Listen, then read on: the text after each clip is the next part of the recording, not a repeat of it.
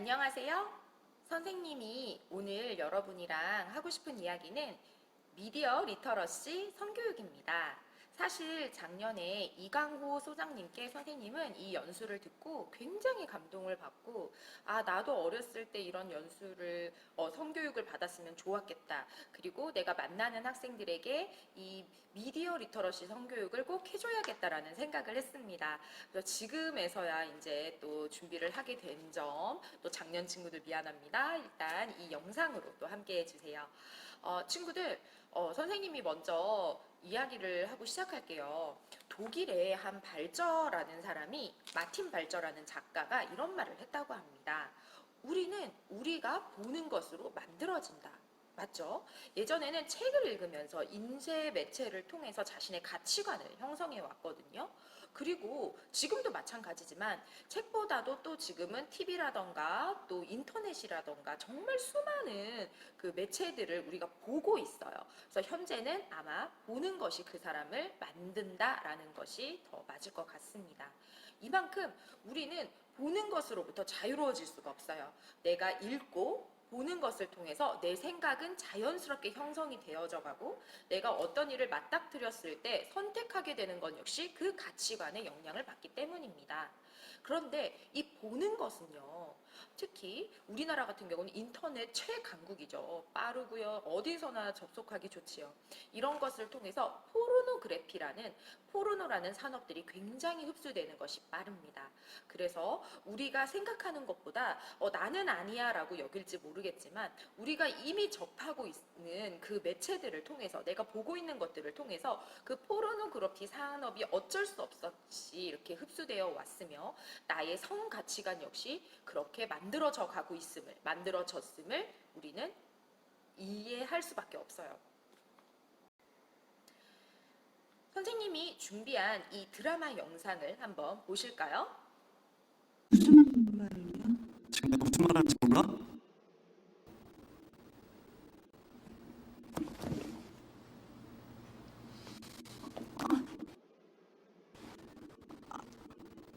아닌데.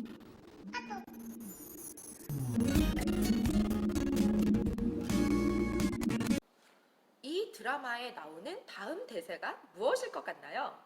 아마 아주 어린 친구들은 모를 수 있지만 30대, 50대, 60대의 어른들은 보면 대부분의 사람들은 이야기할 것입니다. 정답은 뭐죠? 미안해. 너 있다. 네, 맞습니다. 이 안에 너 있다. 정말 그 당대를 흔들어 놓던 모든 사람들이 알 수밖에 없는 드라마 대사입니다. 너무 신기하지 않습니까? 이 드라마는요, 이미 10년이 한참 지난 예전의 드라마예요. 파리의 연인들이라는 드라마이죠. 이 10년이나 훌쩍 넘은 시간 동안 우리는 이 드라마 대사를 기억하고 있다는 것입니다. 이만큼 매체가 우리에게 주는 영향과 우리 속에 각인되어 있는 것들은 우리의 상상을 초월할 정도로 굉장히 크고 영향력이 강하다고 말할 수가 있습니다. 이번에는요, 대학생들에게 첫 키스는 어땠으면 좋겠을까요? 좋을까요? 라고 물어보면 뭐라고 대답하는 줄 아세요? 대부분의 여학생들은 이런 첫 키스를 꿈꿉니다. 영상 볼까요?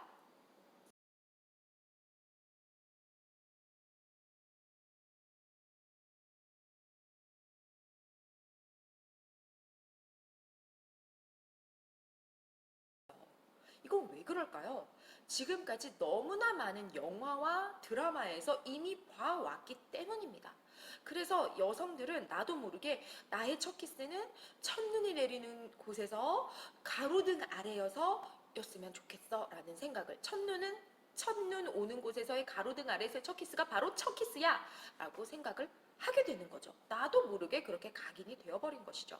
그렇다면 많은 남성들은 골목길이나 차 안을 이야기합니다.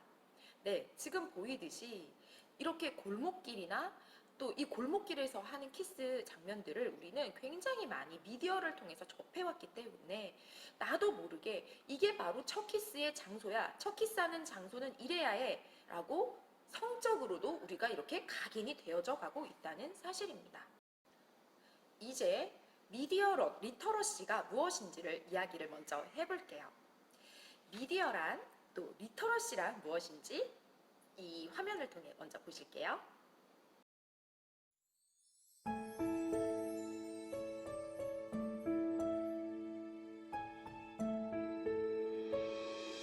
네, 그렇다면 미디어 리터러시란 무엇일지 또 화면을 통해서 한번 보시죠.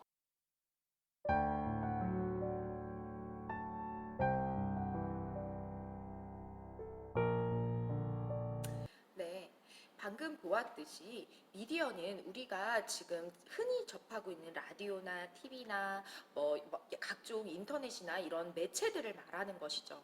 그리고 리터러시는 읽고 쓸 수 있는 능력이니까 우리는 미디어 매체가 제공하는 그 정보들을 비판을 해서 이것이 옳은지 아른지 그리고 또 이것을 내가 제대로 생산해낼 수 있는 능력까지를 말하는 것입니다. 미디어 리터러시가 있는 사람은요, 각종 미디어가 제공한 그 정보들을 그대로 내가 습득하는 것이 아니라 그 정보와 매체를 해석하고 평가하고 또 객관적으로 분석하면서 생산까지도 할 수 있게 되는 것입니다.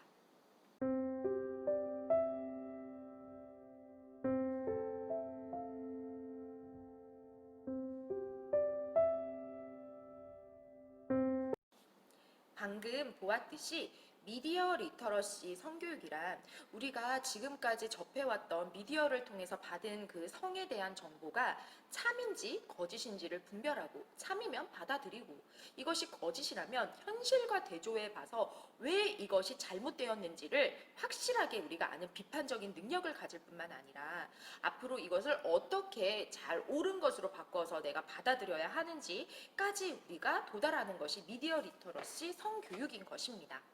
즉, TV나 영화나 광고, 포르노그래피 등에서 보여지는 것처럼 그렇게 연애를 하고 그런 연애를 하며 당연히 성관계를 하면서도 계속해서 낭만적이고 행복한 삶을 죽을 때까지 이어갔더라 라고 거의 보여지는데 이것이 정말 참인지 아닌지를 우리가 따져볼 수 있어야 한다는 말입니다. 또한 생물학적으로 이렇게 저렇게 해서 아기가 생겨진다더라. 그래서 이렇게 아기가 생겨지지 않게 피임을 해야 한다더라. 이렇게 하는 생물학적인 그런 성교육이 아니라 적극적으로 인문학적이고 통합적으로 성교육을 하는 것이 바로 미디어 리터러시 성교육이라고 할 수가 있겠습니다. 그렇다면 우리가 진짜 한번 보고 분별을 한번 해봤으면 좋겠어요. 첫 번째, 피임약 광고들입니다. 이 광고들을 통해서 보여주는 것은 내가 선택하고 파워 당당하고 그리고 앞으로 계속 행복한 이 이성 교제에서 있을 것이다라는 것을 보여주는 광고들이 넘쳐납니다.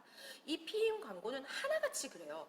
행복한 여성 그리고 손잡고 남자친구와 또 그 연인과 행복한 모습들이 계속 아주 영원히 ever 영원히 이어질 것처럼 묘사를 해놓고 있거든요. 그런데 과연 이것이 진짜일까? 참일까? 알아보자는 것입니다. 이 피임약은요, 이 피임약이 갖고 오는 부작용들을 보여주지 않아요. 광고에서. 피임약을 먹게 되면 분명하게 뒤따라오는 부작용들이 있습니다. 이미 많은 여성들이 그 피임약을 먹어봤기 때문에 또 각종 그 인터넷에 게시판 같은 데 글이 올라오고 또 선생님 역시 또 주변 사람들의 이야기를 들어보면 정말 많은 우울감과 복통과 두통과 또 출혈까지 하게 돼요. 피까지 흘리게 되거나 혹은 나중에 이것이 계속되면 생리가 불순해지고 나중에는 결국 생리가 불순해지니까 아이를 갖지 못하게 되는 아주 힘든 여성의 그런 몸으로 변하기도 합니다. 이런 피임약의 부작용은 절대 알려주지가 않는 거죠. 그리고 두 번째, 이 피임약을 계속해서 복용을 하게 되면 어떻게 암 발생률이 많아지느냐 하는 연구들도 있어요. 하지만 피임약 광고에서는 달콤하고 이것을 선택하면은 이걸 하기만 하면 앞으로 행복한 일밖에 없어 낭만적인 일만 이루어질 거야. 너는 계속 행복할 거야 라는 걸 심어주는 것처럼 사실은 그렇지 않다는 것입니다. 현실은 그렇지가 않습니다. 이번에는 뮤직비디오 속에 있는 포르노 산업에 대해서 한번 이야기를 해보겠습니다. 우리 친구들 또 우리 흔하게 볼 수 있는 뮤직비디오인데요. 너무 예뻐, 너무 멋있어, 잘 만들어져서 막 반짝반짝 휘황찬란하고 얼마나 재밌습니까? 그런데 이곳에서도 굉장히 성적인 포르노적인 그런 메시지들이 또 각인되어 있는 경우가 많습니다. 이 뮤직비디오를 한번 함께 보시죠. 원숭이 엉덩이는 빨개 빨간 네, 현아의 빨개요였습니다. 굉장히 재밌고 흥겹고 막 그런 노래지요. 춤도 굉장히 현란하고요. 그런데 이곳에서 이 뮤직비디오에서의 노래 가사에서의 또 문제가 무엇이냐면 그 성관계를 먹는 것으로 비유를 했고요. 또 흔히 우리가 라면을 먹고 간다는 것은 성관계를 하자라는 은유적인 것으로 쓰이는 것인데 그런 것이 쓰이면서 또한 그 자신의 여성을 나는 빨개요라고 하면서 먹는 것, 음식에 비유를 하게 된 것이죠. 이것이 너무나 당연하게 받아들여지는 게 문제예요. 여성을 음식에 먹는 것에 비유를 하는 것이 결국은 여성의 그런 어떤 그 성폭행이라던가 강간이라던가 이런 문화까지 이어질 수 있는 것이 굉장히 많이 연계성이 있거든요. 이렇게 되면 여성은 먹는 거 한번 먹고 버리면 되고 또 이 성이라는 것은 그냥 한번 내 쾌락을 위해서 즐기면 되고 여성의 그런 성의 어떤 그 존중이라던가 존엄성이라던가 생명까지 연결을 시키지 못하고 먹는 거 그냥 맛있게 한번 먹고 즐기는 것 그리고 여성은 성은 함부로 해도 되는 것이라는 인식이 자연스럽게 이어집니다. 이건 현아의 뮤직비디오에서만 나온 것이 아니에요. 정말 대부분의 뮤직비디오에서는 이런 선정적이거나 또 여성을 음식이나 먹는 것에 비유하는 저속한 이런 문화들이 있으면서 여성의 성을 굉장히 상품화하고 또 비하시키고 함부로 해도 된다는 것이라는 것이 아주 인식되어 있습니다. 우리는 이것들을 보면서 예쁘네, 멋있네, 재밌네 그냥 보면서 자연스럽게 그들이 조각한 대로 우리 속에 이것이 인식될 확률이 높습니다. 비단 뮤직비디오에서만 문제가 아니죠. 우리가 흔히 보고 있는 드라마나 영화에서도 마찬가지입니다. 이성이 서로 좋아하고 교제를 하면 당연히 키스하고 그 이후에 성관계까지 자연스럽게 이루어지면서 그것은 당연하다고 생각하고 그것은 우리에게 어떤 고통이나 다른 악영향을 주지 않고 좋은 일들만 준다는 그런 식의 것들이 많죠. 하지만 현실은 그렇지 않습니다. 우리가 현실을 한번 면밀히 따져볼까요? 아까 피임약 광고에서 말한 것처럼 피임약은 100% 피임을 보장하지 않습니다. 그리고 피임약 자체가 주는 부작용과 또 암 발생률도 굉장히 높고요. 또 그렇게 했음에도 불구하고 당연히 임신이 되는 경우가 너무나도 많습니다. 이성이 성관계를 하게 되면 당연히 우리는 생명과 연관됨을 알아야 합니다. 성관계는 게임이나 쾌락이 아닙니다. 성관계는 바로 이퀄 생명이에요. 이성이 사랑하는 사람들이 성관계를 하게 되면 아이가 생기는 것은 자연스러운 이치고 이렇게 생명이 생기기 때문에 우리는 이것은 사랑이 바탕이 되는 관계에서 그리고 또 책임을 질 수 있는 위치에서 누릴 수 있다는 것을 알게 됩니다. 왜냐고요? 선생님이 지금 보여주는 사진들은 굉장히 슬퍼요. 선생님도 준비하면서도 마음이 많이 아프고 평상시에 뉴스를 통해 접하면서도 눈물도 많이 흘립니다. 이렇게 피임이 완벽하게 되고 이성이 성관계를 하는 게 아무 문제 없어. 내 원하는 대로 내가 선택하는 대로 할 거야. 내 것이니까 내 마음대로 할 거야 라고 하게 되면 어떤 현실이 벌어지냐면요. 이렇게 원치 않는 임신을 하게 되죠. 그리고 이 원치 않는 임신을 하게 돼서 아이를 낳게 되는 경우 그 사랑했었던 연인이 계속해서 이 관계를 책임져 주는 경우는 많지 않다는 거예요. 따라서 이 아이를 혼자 낳게 된 이 미혼모들은 아이를 쓰레기장이나 혹은 화장실이나 혹은 그냥 베이비박스에 버리는 일들이 지금 현실에서 너무나 많이 일어납니다. 여러분도 뉴스를 통해서 많이 접했죠. 이 아이는 퇴출도 다르지 못한 상태에서 쓰레기통에 버려졌습니다. 너무나 많은 벌레들에게 물린 자국들이 있어요. 이렇게 버려지는 수많은 생명들이 있음을 여러분은 생각하셔야 합니다. 내가 아무렇지나 않게 내 마음대로 했던 이 성관계들이 이 생명을 이 아름답고 고귀한 생명을 정말 죽음으로까지 몰고 가는 이런 끔찍한 일들이 현실에서 벌어지고 있다는 것입니다. 사랑과 책임의 성교육을 선생님이 영화를 통해서 한번 이야기를 해볼게요. 소개를 해보겠습니다. 옥토버 베이비라는 영화입니다.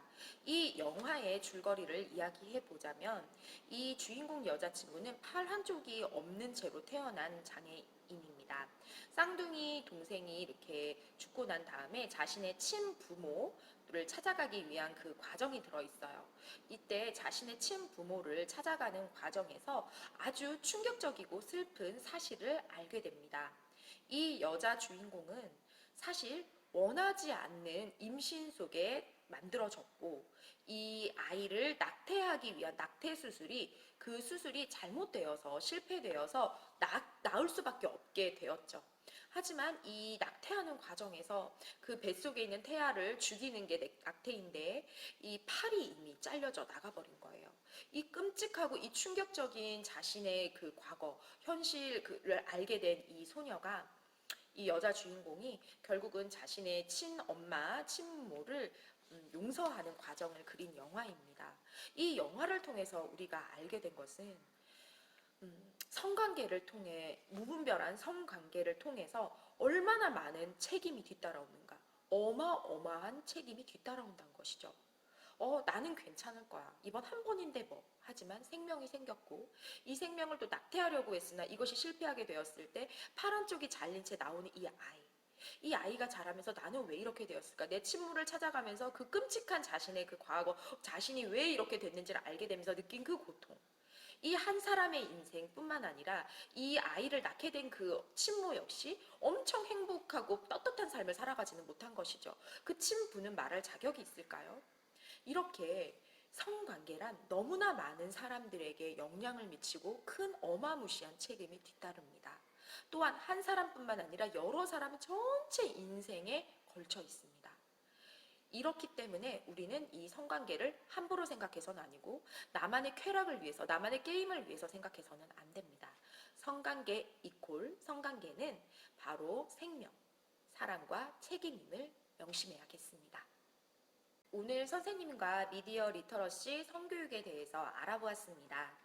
여러분이 이 시간을 통해서 어떻게 해서 아이가 생기는지를 알게 되는 것보다 이 아기가 생길 수밖에 없는 성관계, 그리고 우리가 인식하는 성이라는 것이 너무나 지금까지 미디어를 통해서 나도 모르게 우리 속에 다 흡수가 되어 있었구나를 깨달았으면 좋겠습니다.